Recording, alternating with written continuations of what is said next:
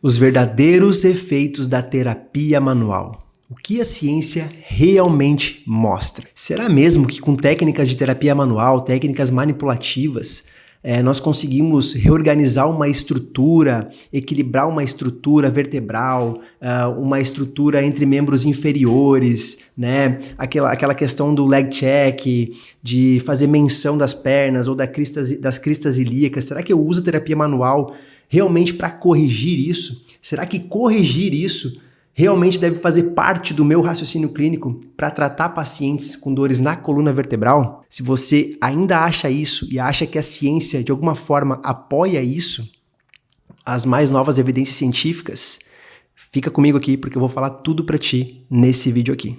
Mas antes, deixa teu like aqui porque isso ajuda muito nosso conteúdo e para mais fisioterapeutas que querem também saber mais sobre prática baseada em evidências para tratar seus pacientes com dores e disfunções na coluna vertebral com maestria. E se você ainda não é inscrito aqui no canal, inscreva-se agora e ative o sininho. E agora, fisioterapeuta, bora pro vídeo. Quando nós falamos de terapia manual, e aqui especificamente eu vou falar sobre mobilização intraarticular e manipulação de alta velocidade, manipulação thrust, né, que vem bastante lá na quiropraxia, na osteopatia, mas na fisioterapia a gente chama ali dentro da literatura como manipulação thrust ou manipulação de alta velocidade, tá bom? Nós vamos falar sobre os efeitos, de ambas. Então assim, aqui por exemplo, nós conseguimos ver aqui uma técnica de mobilização na região lombar, de póstero para anterior, onde eu realizo ali uma mobilização basicamente de trás para frente, na região vertebral dos processos espinhosos. E aqui, a gente vê uma manipulação cervical de alta velocidade, com thrust. Ok? Vamos saber agora os efeitos, o que a ciência hoje traz para nós, do como devemos usar, como devemos encaixar isso no nosso raciocínio clínico ali, para tratar com maestria os nossos pacientes com dores na coluna. Primeiro, eu já vou abrir aqui falando sobre os efeitos específicos mecânicos. O que são os efeitos mecânicos, Os efeitos físicos, que realmente ali a manipulação ou a mobilização causam lá no paciente, lá na coluna do paciente, lá na articulação do paciente, o que ela gera de benefício. Então aqui, por exemplo, nós conseguimos ver que nesse estudo que faz ali uma análise com ressonância magnética da coluna vertebral em tempo real, eles pegam aqui, por exemplo, aqui nesse primeiro quadradinho aqui, pacientes antes, aquela região vertebral ali, aquele corte, antes da manipulação e no pós-manipulação. E aqui circulado em vermelho, a gente pode ver aqui a articulação aqui foraminal, E antes da manipulação, a gente tem um espaço e pós-manipulação, a gente aumenta esse espaço articular. Ou seja, a gente faz um gap, uma abertura intra-articular. O que é isso, João? É basicamente uma entrada de ar, uma bolha de ar que entra na articulação logo após a terapia manual. E o que isso gera lá no nosso paciente?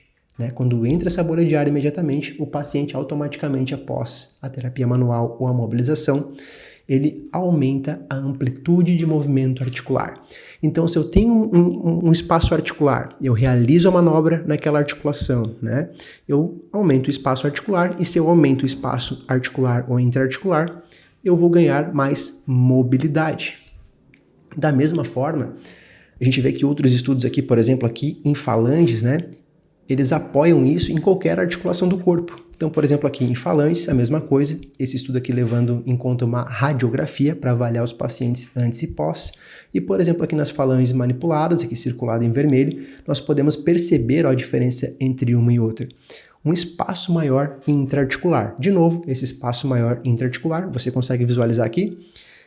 Esse espaço maior intraarticular vai gerar o quê? Maior mobilidade. Então eu diria que a ciência apoia que o maior efeito físico da manipulação ou da mobilização intraarticular, quando nós realizamos a terapia manual ortopédica nos nossos pacientes, quando eu vou pensar no que eu vou gerar para ele, quando eu começo a formular o meu raciocínio clínico, eu sei que automaticamente eu vou aumentar a amplitude de movimento desse paciente. Vai ser o efeito físico principal que eu vou gerar através dessas técnicas. Tá certo? Depois, e aqui eu diria que é o carro-chefe, O que muita gente não pensa quando usa terapia manual, mas eu diria que principalmente deveria pensar. Porque a terapia manual, a manipulação, ela é muito mais do que uma teoria que não tem embasamento científico, que é, por exemplo, equilibrar um membro, né, de corrigir alguma estrutura vertebral ou corrigir, alinhar, né? A gente sabe que a ciência não sustenta isso. O que a gente tem de estudo mostram que isso é um efeito placebo, né, que gera nos nossos pacientes. E eu diria mais, né? Eu diria que isso é um efeito ruim para os nossos pacientes, porque a gente deixa muitas vezes o paciente dependente da terapia manual, onde o paciente acha que sempre que ele tiver com dor, ele vai estar com algo desalinhado. Então imagina isso lá na cabeça do paciente, né? Ele achando que ele está com algo desalinhado quando ele tiver dor lombar, por exemplo. Isso com certeza vai piorar a questão dele, porque ele provavelmente vai ficar mais hipervigilante ao problema. Ele vai achar que tem algo desalinhado na coluna, quando na verdade a dor lombar, por exemplo, tem relação com multifatores e muito mais até psicossociais do que realmente físico ou algum tipo de alinhamento. E a terapia manual nós devemos usar para os efeitos físicos daquele paciente que está limitado fisicamente, ou seja, limitado com movimento. A gente vai ampliar esse movimento fisicamente, mas principalmente pensar e colocar no nosso raciocínio esses efeitos aqui que são os neurofisiológicos. Vai entender agora. E a gente vai construindo esse raciocínio clínico e já vai anotando aí, tá? Esse cara aqui, o Joe Bialowski, nesse estudo aqui, ele publicou a segunda vez em 2021, na JOSP de primeira vez em 2017. Ele foi o pioneiro aqui, ele e o seu grupo, né, seus colaboradores, em pesquisas sobre os efeitos neurofisiológicos da terapia manual, basicamente aqui da manipulação, tá certo? Então assim, o que ele viu aqui? E ele deixou aqui nesse organograma aqui, nesse quadro aqui, sobre como é a cascata de efeitos neurofisiológicos a partir do momento que a gente faz ali uma manipulação, que a gente realiza a terapia manual, o que acontece lá de toda essa neuromodulação com os nossos pacientes.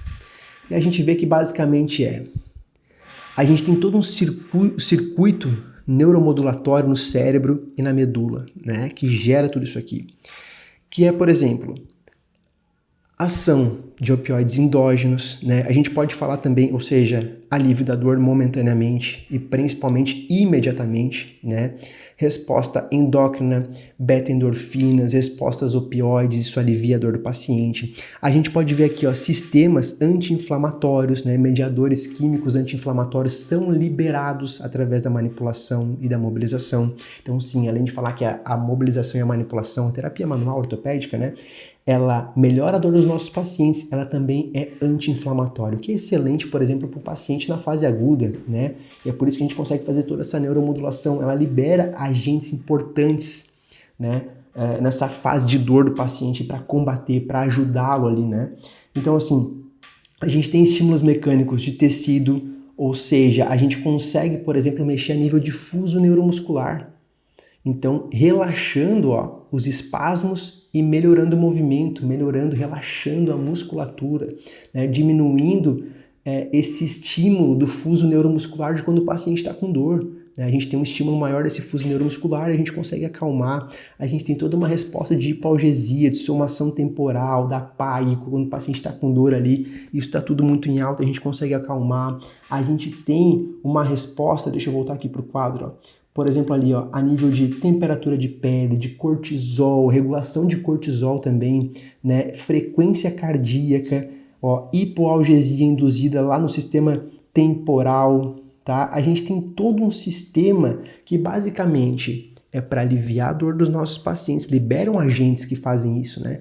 Aliviam a dor do paciente, age como um anti-inflamatório, age em todo o sistema que relaxa a musculatura do nosso paciente, um fuso neuromuscular, todo um sistema lá de modulação que está bombando quando o paciente está com dor, tudo isso vai acalmando, melhorando a dor e gerando efeitos ali. E o melhor disso que a terapia manual faz, como por exemplo, lá no uso do TENS, por exemplo, né?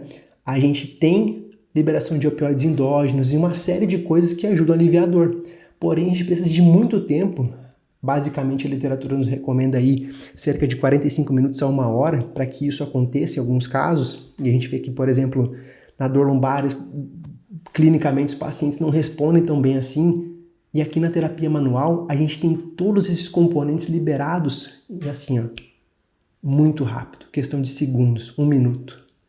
E de uma forma que, na minha opinião, e a gente vê na literatura também, não é à toa que a gente pega os principais estudos, guidelines, né, revisões sistemáticas, a gente olha que o principal tratamento para dor lombar, a gente vai ver lá terapia manual, por exemplo, né, exercício, terapia manual, educação em dor. Então, isso está sempre lá em conjunto, e a terapia manual está sempre lá como nível A, B de evidência, né? Então, é porque é algo muito rápido e que na coluna vertebral, para dores na coluna vertebral inespecíficas ali, vão sim muito bem, tá certo?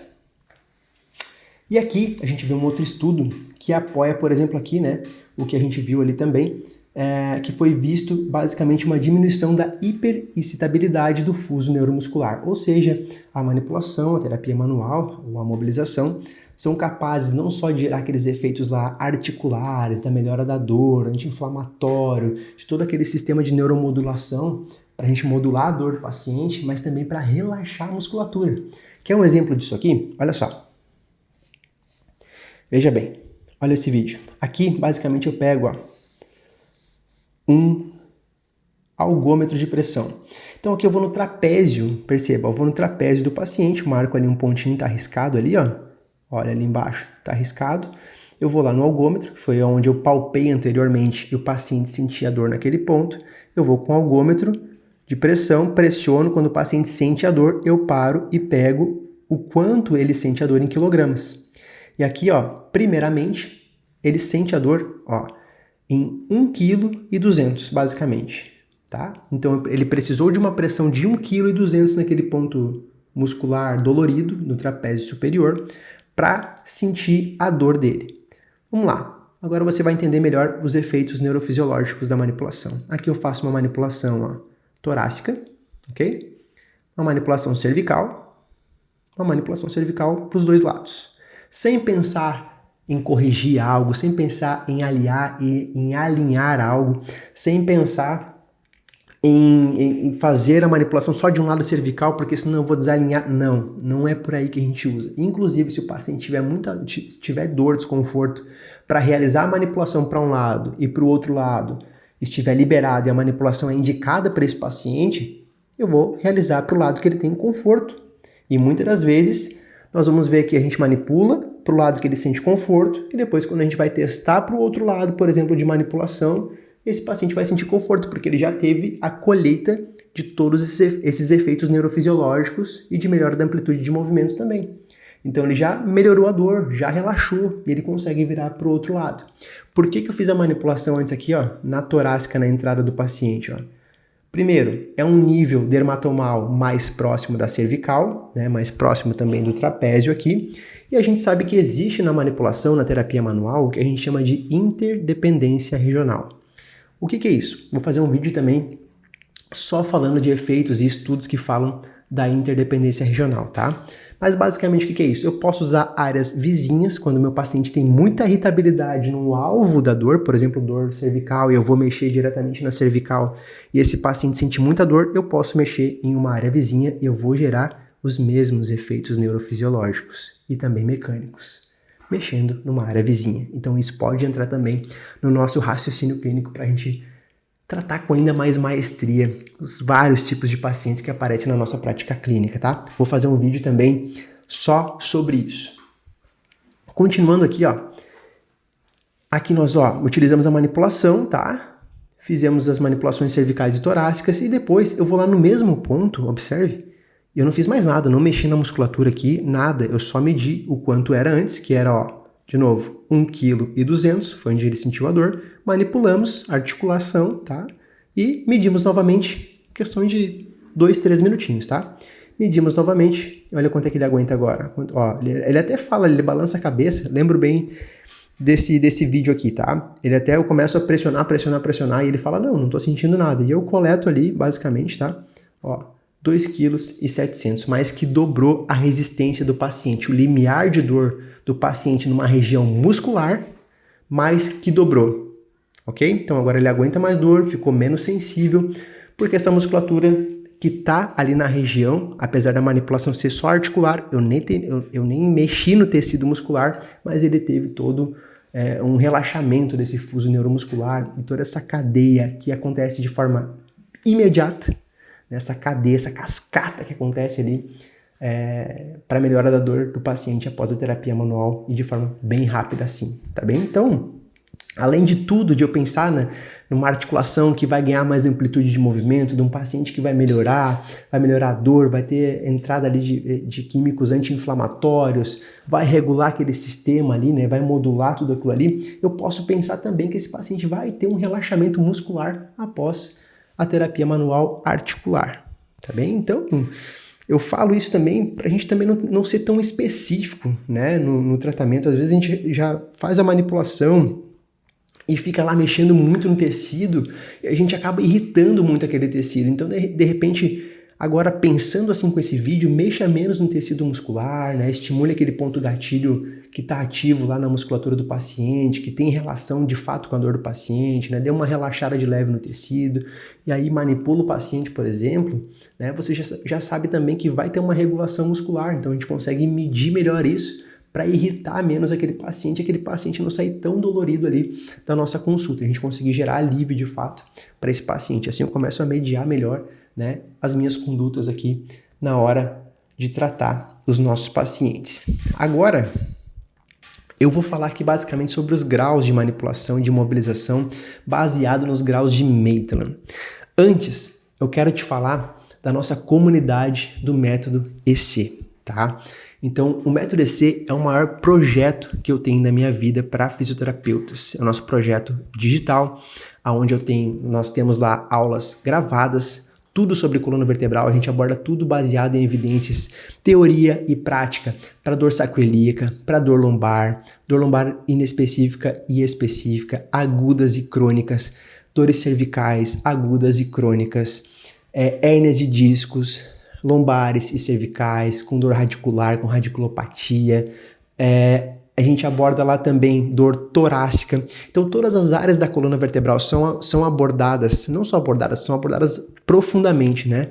Digamos que do básico ao paciente complexo, da avaliação ao tratamento com maestria, mostrando tudo também na prática, com vídeos feitos em alta qualidade, tá? No detalhe lá, trazendo muita evidência científica, mostrando técnicas manuais na prática, todos os tipos de técnicas que eu uso na prática clínica, que eu indico para cada caso, cada parte da coluna vertebral, para você também ter uma variação grande de técnicas, aumentar o teu repertório, mas acima de tudo, aumentar e melhorar aí o teu repertório clínico, o teu raciocínio clínico para tratar com mais precisão e, como eu falo sempre, com maestria os teus pacientes com dores na coluna. Lá você vai entender tudo que essa comunidade tá vendo na prática baseada em evidência para tratamento do maior público aí, né, de queixa de dor musculoesquelética no mundo, que são os pacientes que precisam muito da gente, que são os pacientes com dores na coluna.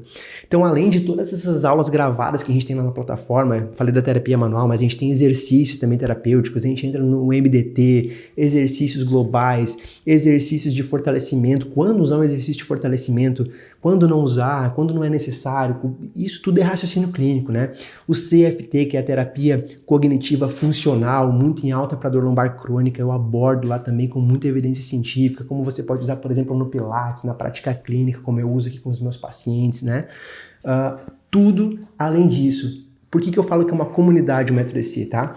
A gente tem mentorias em grupo com as turmas, onde eu e outros professores abordamos ali mentorias, aulas ao vivo que a gente vai abordando com os alunos ali também durante a formação do método EC. A gente tem um grupo no WhatsApp onde a gente faz discussões de casos clínicos, que a gente pode discutir o seu caso clínico, e também eu coloco os meus casos clínicos aqui da prática clínica diariamente e explico no detalhe casos que você pode aprender também no detalhe, que foge um pouco aí da tua alçada, para te entender como funciona também o meu raciocínio clínico. Então tudo lá no método EC tá configurado para que a gente de fato consiga gerar os melhores resultados para ti, fisioterapeuta. E se você quer fazer parte do método EC, vai ser uma honra te ter conosco lá. Eu vou deixar aqui o QR Code com o meu Instagram, @drjoaosantos.ft. Você pode entrar aqui, se você não me segue, já me siga lá para ficar por dentro de todos os conteúdos. E nos mande um direct, eu vou deixar aqui também na descrição desse vídeo aqui, o link para você ter acesso ao Instagram e posteriormente ter acesso, um possível acesso aí no Método EC e entrar com a gente lá, comigo e com os mais de 1000 fisioterapeutas que já fazem parte da comunidade do Método EC. Seguindo aqui, eu vou te falar agora então sobre os graus de Maitland, tá? Basicamente, o que esse estudo aqui nos traz é baseado aqui, tá? Vamos imaginar aqui essa mobilização, por exemplo, de póstero para anterior, como eu mostrei lá no vídeo inicial aqui deste vídeo no canal, tá? E nós vamos imaginar aqui, ó, 1. O que seria o grau 1? Seria uma mobilização de cima para baixo. Imagine que eu estou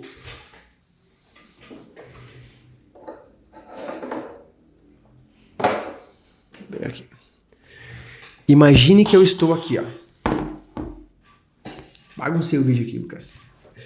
Imagina aqui que eu estou, ó, com o meu paciente aqui, ó, nessa coluna vertebral de decúbito ventral, barriga para baixo, né? Eu vou apoiar aqui a minha região hipotenar no processo espinhoso e eu vou, ó, fazer força para baixo para mobilizar esse segmento vertebral, né, para ganhar aqui amplitude de movimento e gerar toda aquela cascata de efeitos. Eu vou ter aqui no grau 1, ali, ó, baixa carga, baixa amplitude de movimento e baixa velocidade. Então, o grau 1 é para aquele paciente que tem alta irritabilidade, tá? Tem uma dor, ele está com a intensidade da dor mais alta, né? Aquele paciente que tem uma irritabilidade mais alta, eu vou chegar nesse processo espinhoso e vou fazer uma mobilização mais tranquila, de baixa amplitude de movimento. Ó, eu não vou tão para baixo, eu vou fazer baixa amplitude de movimento. Ok? Vou fazer baixa velocidade e mantendo esse ritmo aqui, segundo o conceito Maitland, a gente vai mobilizar por cerca aí de 1 minuto, né? Cerca de 60 a 80 mobilizações, certo? Partindo aqui, ó, e a gente vê aqui basicamente o que é essa linha azul, tá? É o que nós chamamos de barreira fisiológica. Quando nós realizamos aqui, por exemplo, um movimento de póstero para anterior, nós vamos empurrar para baixo e vamos encontrar uma resistência aqui. Essa resistência nós chamamos de barreira fisiológica, ó. Vai fazer igual uma mola, nós levamos e encontramos a resistência. A resistência é o que nós vamos chamar de barreira fisiológica. Então você pode ver que o grau 1, ele não chega nem perto da barreira fisiológica. Nós vamos trabalhar realmente aqui a mobilização, ó, em curto espaço e ritmo lento. No grau 2, nós vamos aumentar esse espaço aqui, ó. Nós vamos chegar mais próximo da barreira fisiológica, ok? Pequeno aumento dos parâmetros, rebate o tecido completamente e baixa amplitude e velocidade ainda. Então nós vamos aumentar aqui um pouquinho mais, eu vou chegar próximo da barreira fisiológica e vou voltar até o final. Chego próximo da barreira fisiológica e vou voltar até o final. No grau 3, nós vamos trabalhar, ou seja, grau 1, baixa velocidade, baixa amplitude, mais lento. Grau 2, eu subo os parâmetros, né? Já é um paciente com menor irritabilidade, ele não está tão irritado quanto no grau 1. Então eu vou aumentar os parâmetros. Grau 3, eu vou aumentar ainda mais os parâmetros. Então tá aqui, ó. Rebate o tecido, ou seja, o tecido é o tecido acima, né? Pele, músculo. Rebate o tecido e chegamos até a barreira fisiológica articular. Aumentamos os parâmetros. Então aqui no grau 3 eu vou chegar até o fim da barreira fisiológica e quando eu cheguei na barreira fisiológica, ó, eu vou voltar minimamente para trás da barreira fisiológica e vou passar a barreira fisiológica. E vou aumentar esse ritmo aqui. No grau 4 e último grau descrito por Maitland, eu vou chegar lá depois da barreira fisiológica, onde não vai mais, e eu não volto mais, é da barreira fisiológica para baixo. Então aqui, ó, eu não fiz assim, essa mola para cima, ó, eu cheguei onde travou e daqui para baixo, e eu vou aumentar minha velocidade e o meu ritmo. Ou seja, eu comecei lento com pouco espaço, fui aumentando, cheguei na barreira fisiológica e cheguei com grande espaço articular e mais velocidade nessa mobilização. Baixo grau, alto grau. Qual que é a diferença, João? Grau 1, grau 2 são para alta irritabilidade, aquele paciente que chegou ali com uma dor, com a intensidade da dor muito mais alta, né? Está muito mais irritado, tá? Talvez ali com aquele processo inflamatório ali bombando. E a gente vai usar aí as mobilizações respeitando esse grau de irritabilidade. Nós vamos usar ela mais tranquila. E conforme nós vamos utilizando, o paciente sim pode ir melhorando imediatamente.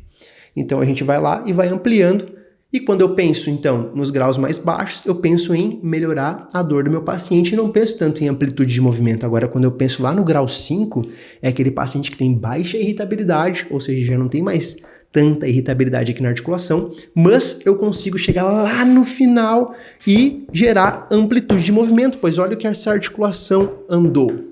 Então, mobilizando, eu consigo sim pensar em melhora da dor, respeitar graus de irritabilidade para aquele paciente que chega com muita dor e posso chegar lá no final gerando bastante velocidade, bastante amplitude de movimento, onde eu vou focar em ganhar movimento vertebral com esse paciente nos últimos graus de mobilização, segundo o conceito Maitland. Então aqui está a técnica, né, de mobilização, onde nós estamos aqui mobilizando, eu diria que está num grau baixo. E aqui nós temos a técnica de alta velocidade, tá? Onde a gente gera toda aquela cascata de melhora da dor e também em alta velocidade nós diríamos aí que se compara a um grau 5, né? Dentro dos graus de terapia manual. Ou seja, eu vou focar muito aqui em ganhar amplitude de movimento mais do que, por exemplo, as mobilizações de baixa amplitude. O que eu altero aqui? Por exemplo, o paciente que gosta muito de receber a manipulação, gosta muito do estalo, do thrust, esse paciente vai ter os efeitos inespecíficos maiores, ou seja, o que a gente chama de muitas vezes de efeito placebo, né? E se esse paciente gosta de ser manipulado, ele gosta do barulho do estalo, ele te procurou por causa disso, ele vai ter muito mais efeito com a terapia de alta velocidade do que, por exemplo, com a mobilização. Agora, o paciente que não gosta de ser manipulado, aquele paciente que tem medo dos estalos, ele olha os vídeos, ele já foi com medo, ele quase que não quis marcar com você achando que você poderia estalar ele, a gente pode optar pelas mobilizações, porque os efeitos específicos vão ser os mesmos. O que mudam são os inespecíficos. E os efeitos inespecíficos vão muito também da crença do profissional e da crença do paciente que colabora para modular esses efeitos aí. Tá certo? Espero que você tenha gostado desse vídeo, que tenha te ajudado a, de fato, ampliar o teu raciocínio clínico, a melhorar isso e encaixar aí na tua prática clínica, assim como todos os outros vídeos que nós vamos soltando aqui no canal. Já te inscreve aqui, compartilha com aquele colega que precisa ver esse vídeo aqui, que precisa estar dentro do conteúdo baseado em evidências. E de novo eu faço mais uma chamada aqui. Se você quiser fazer parte do Método EC, vou deixar o QR Code aqui do Instagram na tela. Você será muito bem-vindo, será um prazer tê-lo conosco. Tá certo? Muito obrigado, até a próxima. Tchau, tchau.